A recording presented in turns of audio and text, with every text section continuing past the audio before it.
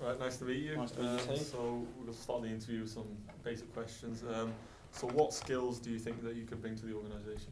And the skills I could bring to this organisation are energetic enthusiasm, confidence. I'm a very confident, outgoing person. I am a hard worker, and I'm generally really quite good with organisation and time management.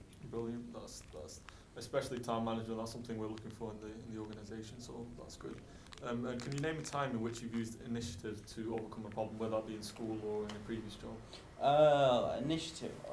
One of the times I used initiative, had to be back in when I was back in school. It was I did a charity school disco. I did, and basically it was going all well, and then all of a sudden all the power went out. It did. So while my team members were all faffing about, getting all scared and that,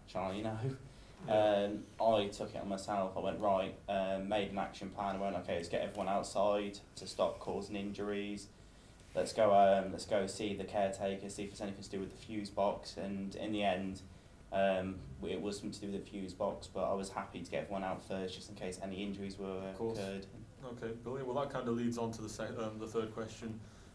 Name a time in which you used negotiation skills to overcome a problem. I can imagine that must have come in handy. Yeah, it was, because my mates were very like, oh, we don't need to get them out and that, but it was a case of, well, no, if anyone hurts themselves, it's a lawsuit, it comes back onto us. Of course, yeah. We need to get them out. So it was a bit of hard negotiation. Some people were upset, so we gave a bit of a refund on the money we charged to get into the disco, right, which was £2, so we said we'll give you 50p back. You know, It doesn't sound much, but people are only in year 7, yeah, so. Of course. Okay. Also, in terms of your time management, what sort of techniques do you use to balance and manage your time? I use quite a few techniques. One of them is the Google Calendar. I'm a huge advocate of that at the moment. So I use that for all my meetings. I put reminders on them about 20 minutes before, so we get prepared. I keep a personal diary when I'm on the road and that, so I have a diary with everything written down as backup, just in case I haven't got internet connection. Generally, I'm a very neat person. My mates sometimes call me OCD, because I keep everything in folders and that, everything advertised and that, so organised. Okay, brilliant. And how would you go about explaining a technical issue to a non-technical person? Let's say you're manning the service desk and someone on the phone has a problem with the printer. How would you go about producing a solution to them in a way that they would understand? One of the things we do is not too much jargon. A lot of people get really put off by jargon.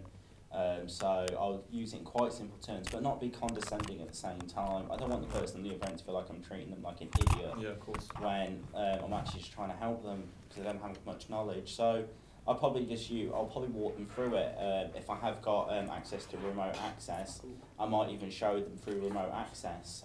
Show them what's going on and that, what I'm doing and that, so at least they get a bit of understanding of what's going on, and I would also tell them what I'm doing, so they've got a bit of knowledge there for next time. Yeah, brilliant.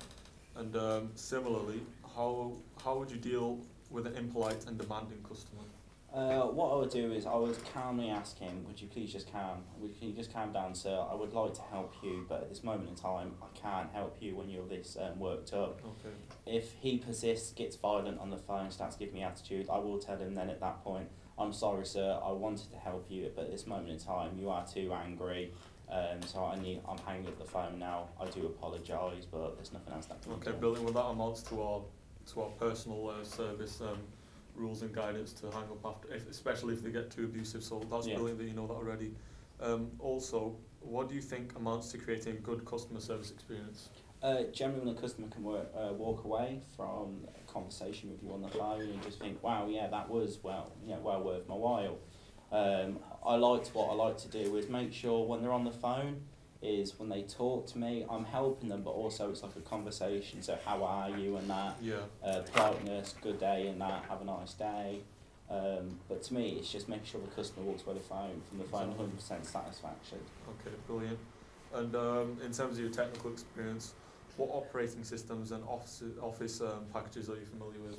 I'm actually familiar with the operating systems, Windows 7 I am, and all past ones, XP and that. One of the biggest ones too is Linux. I know a bit of knowledge on Linux. Right. So yeah. Okay, that's well, again, that ties in with our organisational systems that we use, so that's good. Also, what do you want to gain from this job in terms of experience or otherwise? What I want to gain from this job is just a career, further experience moving into a new field.